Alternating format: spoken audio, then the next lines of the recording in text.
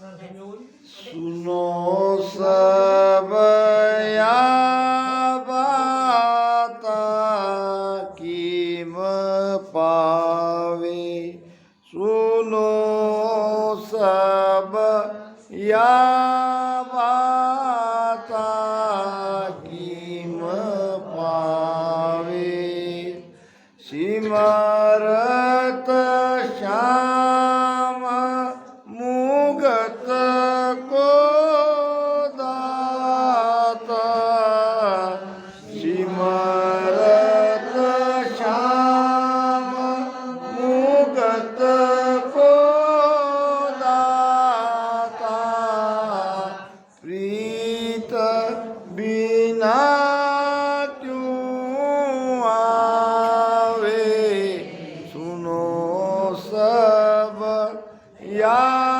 बाता कीम पावे सुनो सब या बाता कीम पावे पैसे ब्याज टके लग काटे ब्याव बिरद के ताई मेरे रामा ब्याव बिरद के ताई सायब काज उधारो मिलता सायब काज उधारो मिलता ओ मन ले न जाई सुनो सब या बाता कीम पावे सुनो सब या बाता कीम पावे सिमरत श्याम मुगत को दाता सिमरत श्याम मुगत को दाता प्रीत बिना क्यों आवे सुनो सब या बाता कीम पावे सुनो सब या बाता कीम पावे ब्याव खर्चण्यात केलेणे शीस अडाणो मारे मेरे राम शीस अडाणो मारे करतानी मत कदेव मन में करतानी मत कदेव मन में घर में धकान धारे सुनो सब या बाता कीम पावे सब या बाता कीम पावे सिमरत श्याम मुगत को दाता सिमरत श्याम मुगत को दाता प्रीत बिना क्यों आवे सुनो सब या बाता कीम पावे सुनो सब या बाता कीम पावे साई निमत पैसो सिर पे करज करे नहीं कोई मेरे रामा करज करे नहीं कोई कर्मा काज जगत सुलेणो कर्मा काज जगत मिलता मुड़े नहीं लोई सुनो सब या बाता कीम पावे सुनो सब या बाता कीम पावे सिमरत श्याम मुगत को दाता सिमरत वाह प्रीत बिना क्यों आवे सुनो सब या बाता कीम पावे सुनो सब या बाता कीम पावे देखो तनु बिछड़या जुग में सब रोवे दुख छीजे मेरे रामा सब रोवे दुख छीजे सिरजन हार मिलन के काजा सिरजन हार मिलन के सपने ही आँख न भीजे सुनो सब या बाता कीम पावे सुनो सब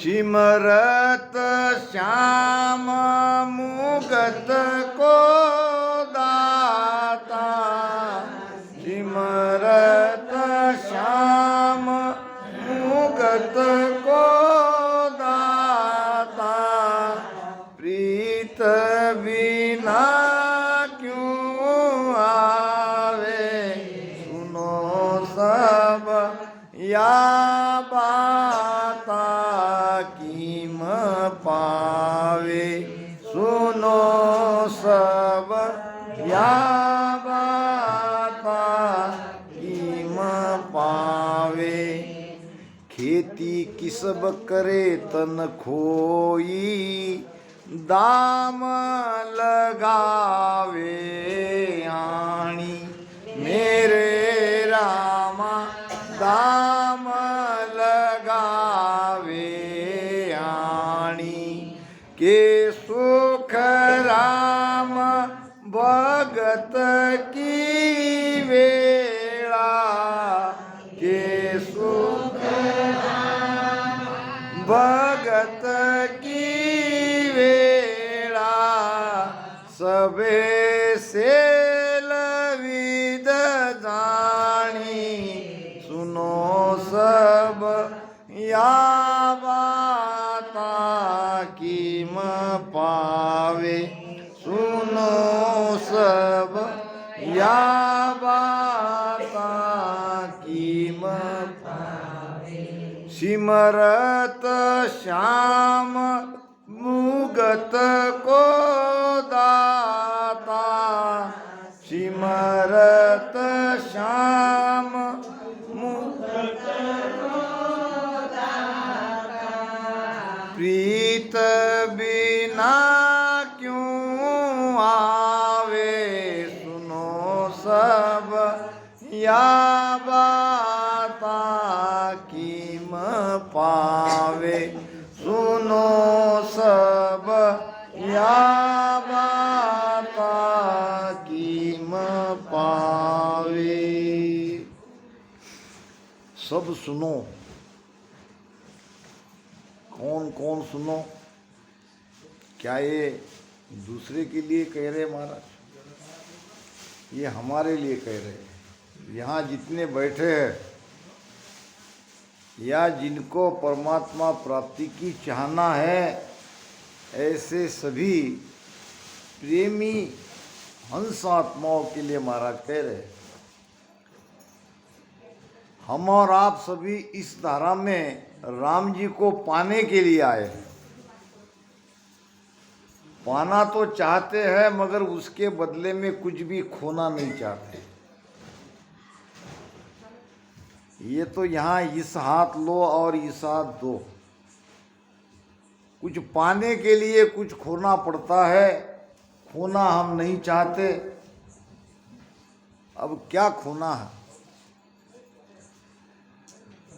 खोना न आपका धन खोना है, न यहाँ कुछ चाहिए। केवल जो आपका मन है वो मन ही यहाँ चाहिए। मन गया तो सब गया। अगर मन ही नहीं भक्ति में है, मन ही भजन में नहीं है, तो परमात्मा पाना को दूर, शांति भी नहीं मिलेगी, सुख संतोष भी नहीं मिलेगा। तो परमात्मा बातों से नहीं मिलेगा, परमात्मा ऊपर ऊपर की भक्ति से नहीं मिलेगा। कहते हैं कि एक कोई साधु भिक्षा मांगते हुए अपना पेट भरता था और परमात्मा का ध्यान सुमिरन करता था। गांव में एक कोई बाई थी जो किसी भी भिक्षा मांगने वाले को भिक्षा देती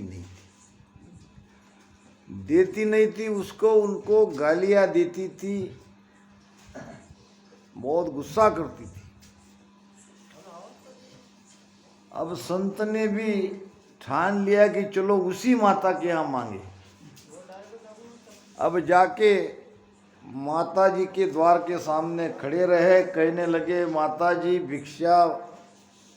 भिक्षान देही। इतना शब्द सुनते ही गुस्से से बाहर आई। उसके हाथ में पत्थर था, वो पत्थर से उसने दे मारा उस साधु को।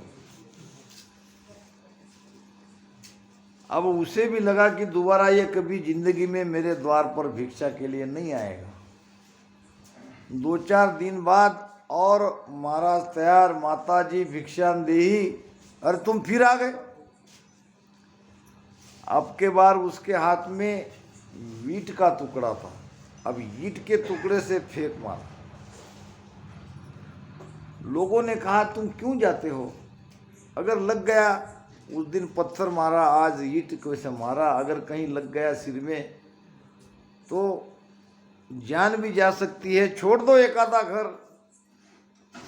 संत ने कहा, देखो 4 दिन पहले पत्थर से मारा था और आज ईंट से मारा है, तो पत्थर से ईंट नरम हुई कि नहीं हुई? थोड़ा तो भी उसका हृदय मेरे लिए नरम हुआ कि नहीं हुआ? साधु भी अपनी जगह पक्के थे और माता जी भी अपनी जगह पक्की थी। और 2-4 दिन बाद आए, कहने लगे, तुम फिर आ गए। अब वो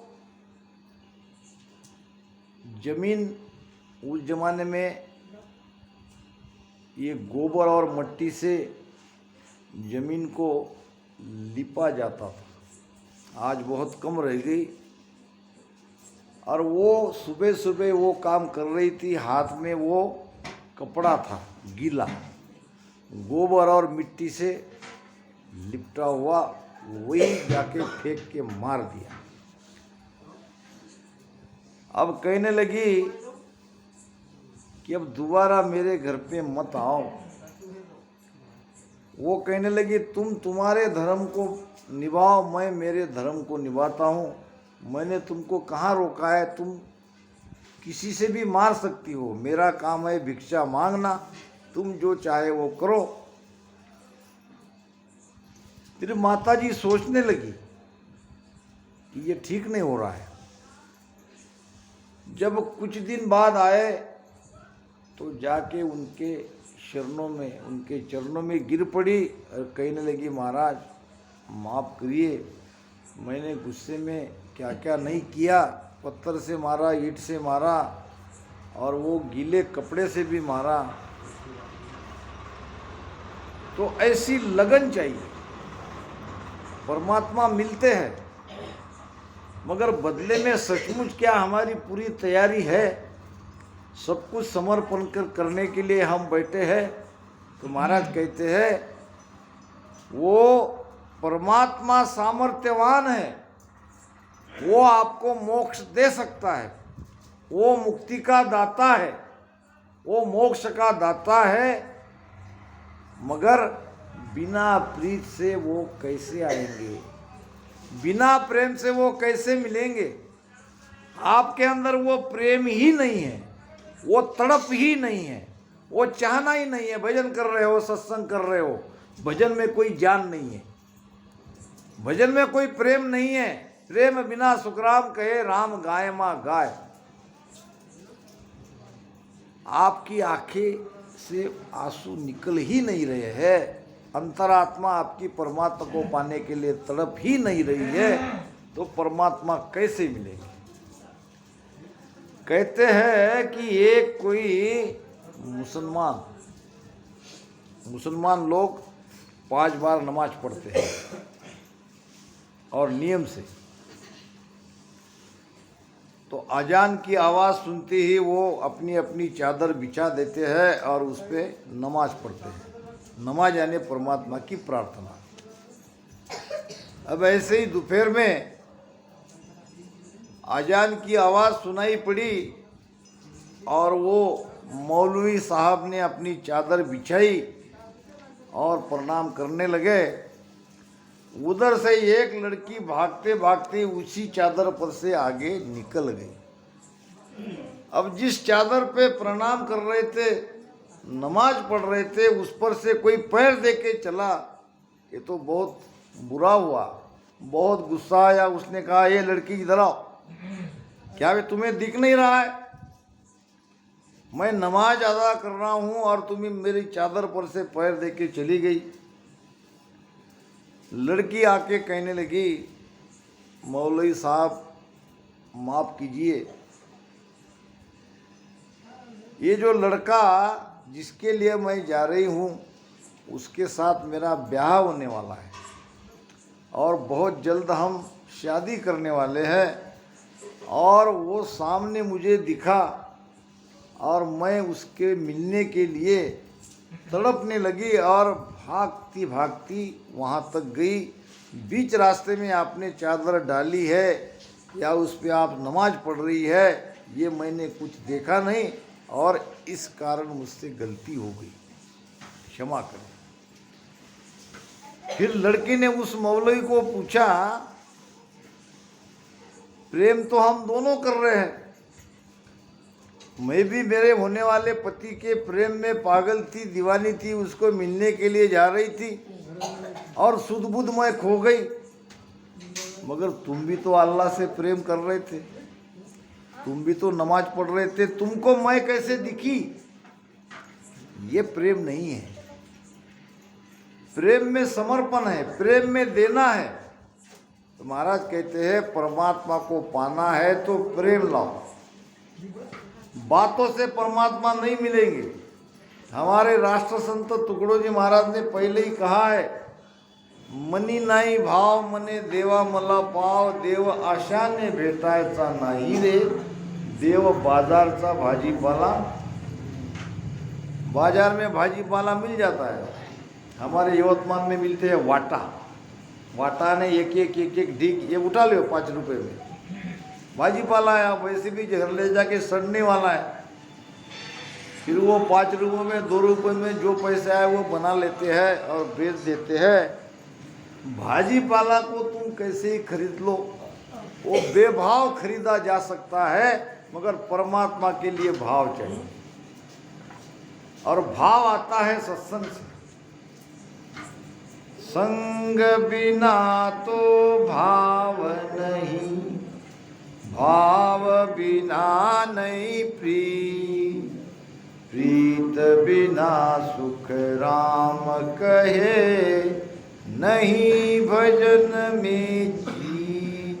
बिना प्रेम का भजन भजन नहीं है, भजन में प्रेम चाहिए। अब देखो संसार में हम करते क्या है, संसार के साथ महाराज ने भक्ति की तुलना की है। ज्यादा नहीं कर सकते हो तो कम से कम इतना तो करो, ये तो करो। देखो हम क्या करते हैं, पैसों ब्याज टके लग काटे, ब्याह बिरत के ताई। बेटी का ब्याह करना है, घर में पैसा नहीं है, अब बेटी को तो रखा नहीं जाता, फिर क्या करते हैं हम, पैसे ब्याज से निकालते हैं, टका नाम ब्याज। किसी पैसे वाले को ढूंढते हैं और कहते हैं कि भाई हमारी बेटी की शादी करनी है, अब तुम ही हमारी लाज बचाओ, पैसे दो, जो भी ब्याज बनता है, जो भी सैकड़ा टक्का बनता है वो ले लो। पैसे ब्याज टके लग काटे, ब्याह बिरत के ताई, और साहेब काज उधारो मिलता, वो मन लय न जाई। महाराज कहते हैं कि भाई बेटी है, बेटी का ब्याह करना है, पैसा नहीं है तो निकालो, कोई बात नहीं, व्यवहार है, करना पड़ेगा। मगर कोई अगर आपको उधार पैसा दे रहा है, ये ले लो, ये सत्संग में लगाओ, आपने बहुत दिन से सत्संग नहीं करी है, ये पैसा मैं तुमको दे रहा हूँ, इसका ब्याज भी मत दो, उधार देता हूँ, ले लो।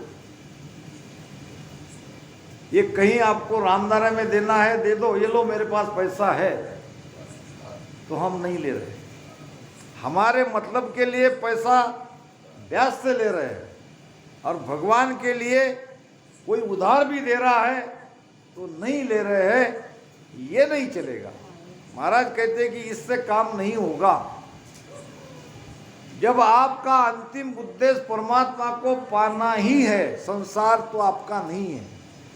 हम संसार में कुछ दिन के मेहमान हैं, तो जो मिटने वाला है उससे क्या प्रीति करे। प्रीति तो परमात्मा से की जाती है, और परमात्मा पाने के लिए अगर कुछ भी करना पड़े तो वहीं हम चूक जाते हैं, और इससे परमात्मा नहीं मिलते। ब्याव खर्च न्यात के लेने, शीश अड़ानो मारे। ब्याव करते समय न्यात पात में जब कोई गुनाह हो जाता है तो हम शीश झुकाते हैं, और वो पंचों को कहते हैं जो भी करना है करो, भाई मैं तो आपके शरण में आया हूँ, मैं आप सबके सामने गुनहगार बन के खड़ा हूँ, और अपना सिर पैसे के लिए सिर भी गिरवी रखते हैं।